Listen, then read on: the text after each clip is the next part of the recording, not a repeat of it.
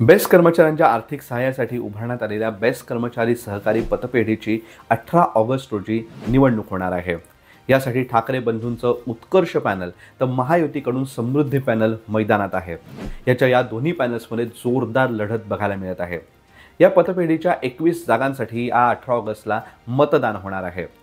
या सगळ्या पतसंस्थेची उभारणी मागची सगळ्यात मोठी महत्त्वाची कल्पना अशी होती की बेस्ट कर्मचाऱ्यांना त्यांची बचत एका सुरक्षित ठिकाणी ठेवता यावी, तसेच या बेस्ट कर्मचाऱ्यांच्या आर्थिक समृद्धीसाठी त्यांना अडीनडीला कर्ज उपलब्ध करून देण्यासाठी ही पतपेढी महत्त्वाची मानली जाते किंवा त्यासाठीच ही पतपेढी तयार करण्यात आली होती।